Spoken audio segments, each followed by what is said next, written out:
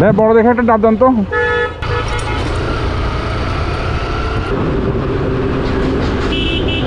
আচ্ছা তাহলে আমি আবার আসতেছি মনে হয় ইউটিউবে।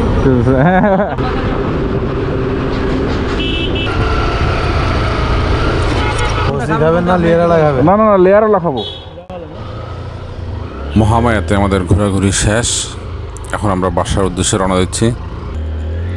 বিসমিল্লাহি তাওয়াক্কালতু আলাল্লাহ, লা হাওলা ওয়ালা কুওয়াতা ইল্লা বিল্লাহ। অস্থির একটা সময় আমরা অতিবাহিত করলাম মহামায়াতে। আসলেই মনটা একবারে ভরে গেল। ওয়েদারটাও খুব সুন্দর ছিল, পরিবেশটাও মনোরম ছিল, খুব বেশি ভিড় ছিল না, আবার একেবারে ফাঁকাও না। চারিদিকে সবুজে সবুজে ভরপুর। আসলে মনটা একেবারে ভরে যায়।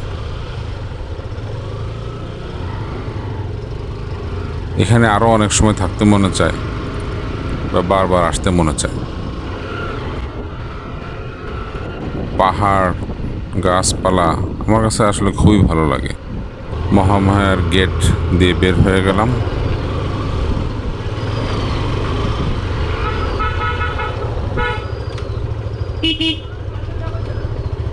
তোর যে হর্ন, এটা কি বিল্ডিং নাকি নতুন লাগাইছো?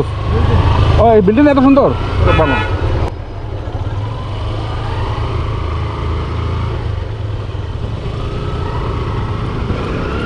ফেজারের যে বিল্ডিং হর্নটা আছে সেটা আমার কাছে বেশ ভালো লাগছে, অনেক গর্জিয়াস।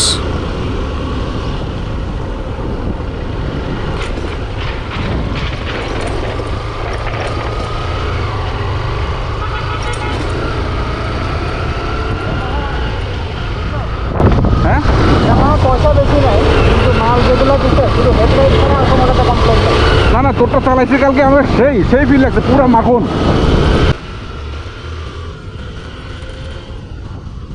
ও হইলো আমার বন্ধু হাসিব।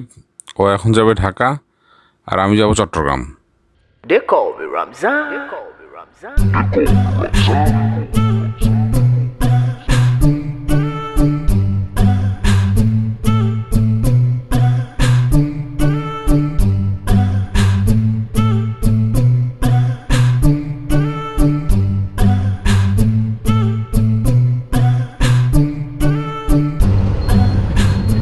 অসাধারণ ছায়া বিশিষ্ট মনোমুগ্ধকর পরিবেশওয়ালা রাস্তা অতিক্রম করে আমরা এখন ঢাকা চট্টগ্রাম বিশ্ব রোডে উঠে গেলাম।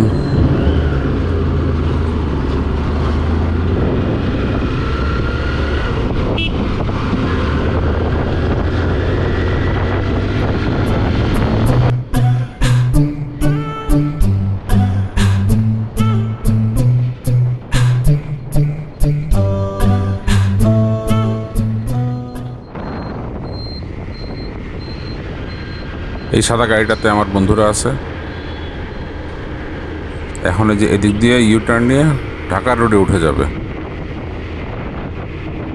আর আমি এদিক দিয়ে কীভাবে তাড়াতাড়ি চট্টগ্রামে যাওয়া যায় দেখি। এসব বড় বড় গাড়িগুলোর থেকে দূরে থাকাটাই সেফ, হয় সামনে না হলে পিছনে থাকা উচিত। আশেপাশে থাকার আমার কাছে রিস্ক বলে মনে হয়। সবাই তো দেখে আমাকে ক্রস করে চলে যাচ্ছে, আমি তো মনে হচ্ছে পিছনে পড়ে যাচ্ছি।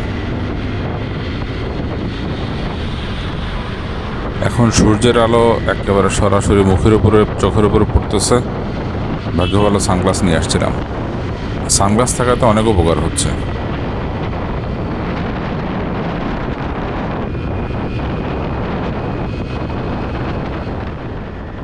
অনেক লম্বা লম্বা রডি। ঢাকা চিটাগাং রোডে এই 10-12 চাক্কা বিশিষ্ট লম্বা লম্বা লরিগুলো অনেক বেশি দেখা যাচ্ছে। এই যে কভার ভ্যান দুইটা পাশাপাশি যাচ্ছে। এখন এই ডান সাইড দিয়ে আমি যেতে যাচ্ছি, কিন্তু এ তো আমাকে জায়গা দিচ্ছে না, তাহলে আমাকে বাম সাইড দিয়ে যেতে হবে।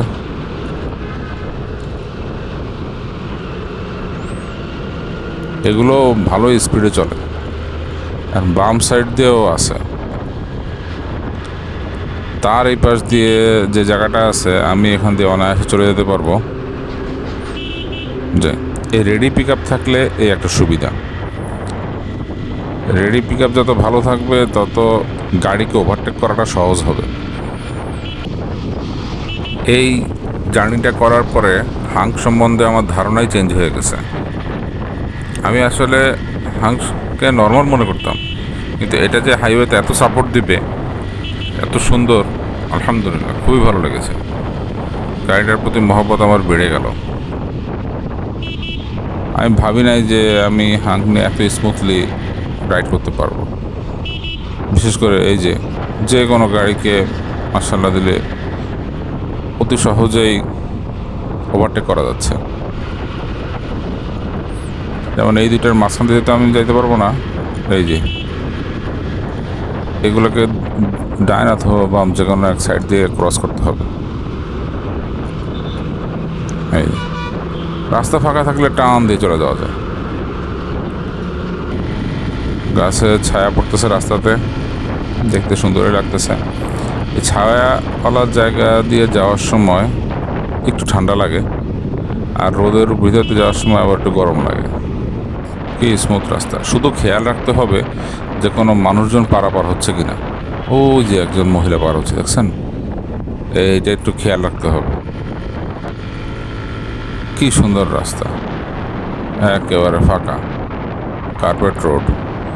এরকম রাস্তায় টপ তুলে বসে থাকলেও কোনো সমস্যা নাই।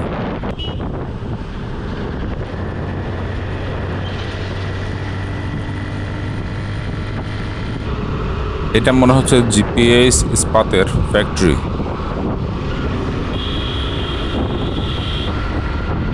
এই বিল্ডিংটা কিসের আমি ঠিক বুঝতে পারছি না, যাই হোক দেখতে সুন্দরই লাগতেছে। এরকম হাইওয়ের পাশে এত সুন্দর এত বড় একটা বিল্ডিং, ভালোই লাগলো দেখতে। বড় কুমিরায় চলে আসছি। এটা হলো রয়্যাল সিমেন্টের ফ্যাক্টরির গেট।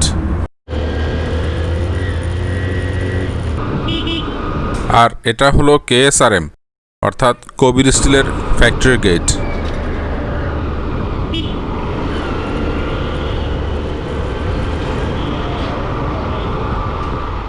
এখন মাদাম বিবির হাটে চলে আসলাম। এই রোড দিয়ে সোজা চলে গেলে হলো BNS ভাটিয়ারি বা নৌজা ভাটিয়ারি। 10 বছর আগে আমরা এখানে ছিলাম। এই রোড দিয়ে অনেক জায়গা আসা হয়েছে। এখান দিয়ে হেঁটে হেঁটে যেতাম, গাড়িতে করে যেতাম, মোটরসাইকেল নিয়েও যেতাম। এখানে দোকানপাটের সংখ্যা অনেক বেড়ে গেছে। আমরা যে সময় থাকতাম তখন আরও অনেক ফাঁকা ফাঁকা ছিল, এত বেশি ভিড় ছিল না। এই রাস্তাটা এখন পাকা করা হয়েছে। আগে এই রাস্তাটা ইটের ছিল, ইট বিছানোর রাস্তা ছিল। এই যে বাম সাইডে যে গাছগুলো দেখা যাচ্ছে, আমরা যে সময় ছিলাম সে সময় গাছগুলো কেবল নতুন লাগানো হয়েছিল। আমার খুব পিপাসা লেগে গেছে, ডাব খাইতে হবে আমার। বড় দেখে একটা ডাব দেন তো। আচ্ছা ঠিক আছে, সমস্যা নাই। খাবেন? খাবেন না লেয়ারা খাবেন? না না না, লেয়ারওয়ালা খাবো। ওই শহর আছে এরকম একটা দেন।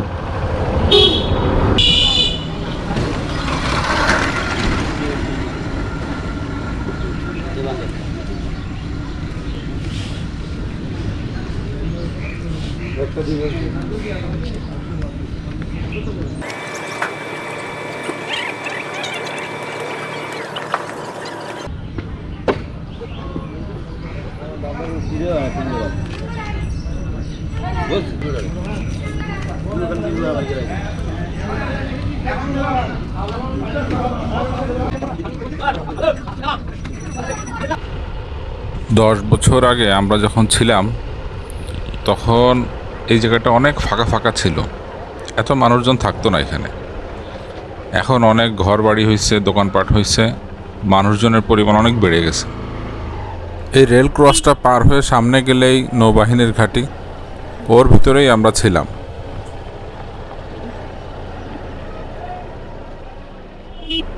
এখন তো এখানে রাস্তাটা পাকা হয়ে গেছে, রিক্সা চলতেছে। আর আমাদের সময় এখান থেকে মেন রোড পর্যন্ত যেতে হলে কোনো রিক্সা চলতো না, আর রাস্তা ছিল ইট বিছানো, খুব কষ্ট হতো। কখনো কখনো গাড়ি পেতাম, কখনো কখনো পেতাম না। অনেক সময় দেখা যেত যে হেঁটে হেঁটে যাওয়া আসা করা লাগতেছে। আশেপাশে তেমন কোনো দোকান ছিল না, কোনো কিছু কিনতে হলে একেবারে মাদাম বিবির হাট অর্থাৎ মেইন রোডে যাওয়া লাগতো।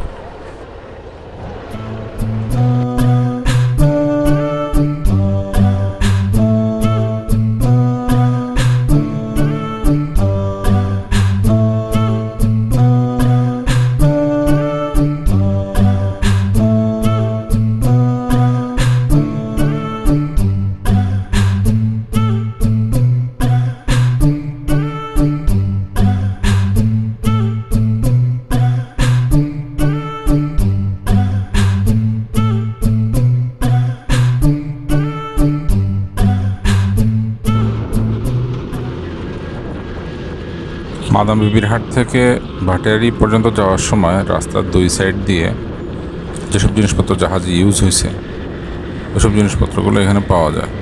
এর ভিতরে অনেক কিছু সেকেন্ড হ্যান্ড থাকে, অনেক কিছু নতুনও থাকে, অনেক সময় বিদেশি ভালো ভালো জিনিসও পাওয়া যায়। নিত্য প্রয়োজনীয় অনেক কিছু এখানে পাওয়া যায়। এই যে চট্টগ্রাম সিটি গেটে চলে আসলাম।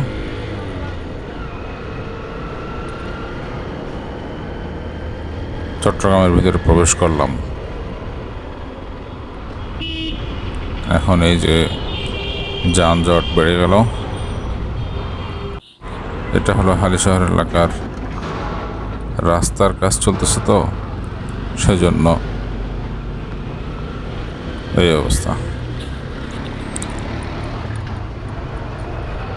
হাইওয়েতে মোটরসাইকেল চালানোর অভিজ্ঞতা আর এই অ্যাব্রো কনস্ট্রাকশনওয়ালা রাস্তায় মোটরসাইকেল চালানোর অভিজ্ঞতা কিন্তু ভিন্ন।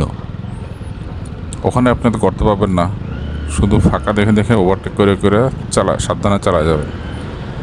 আর এইখানে হলো আপনাকে সারাক্ষণ গর্ত দেখতে হবে, কাদা দেখতে হবে, বালি দেখতে হবে, এসব দেখে দেখে আপনাকে গাড়ি চালাতে হবে।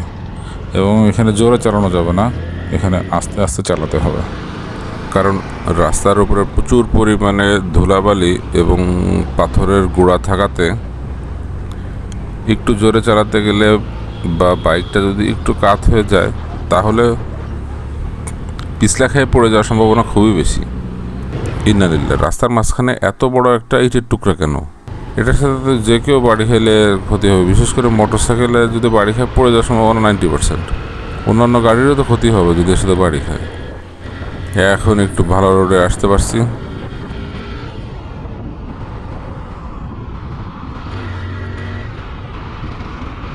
আমার বাচ্চার জন্য একটা ফিডার কিনতে হবে, দোকানে ফিডার কিনতে যাচ্ছি। এটা অনেক বড় দেখা যায়। আর ফিডারের নিপল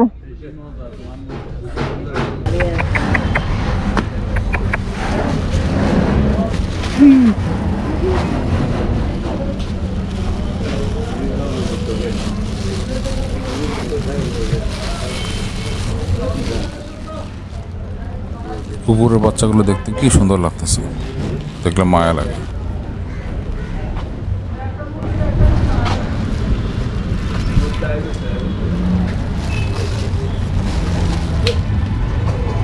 আচ্ছা, তাহলে আমি আবার আসতেছি মনে হয় ইউটিউবে। আমি আবার আসতেছি।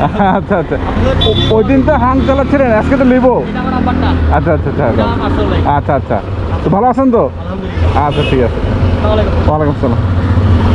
উনি আমার একজন সাবস্ক্রাইবার, আগেও ওনার সাথে একবার দেখা হয়েছে। উনি সম্ভবত এখানে পোর্ট করানোতেই থাকেন। ওনার সাথে দেখা হয়ে খুবই ভালো লাগলো। আলহামদুলিল্লাহ, ভালোভাবে চট্টগ্রামে পৌঁছে গেলাম। ব্লগটা এখানে শেষ করতেছি। আসসালামু আলাইকুম।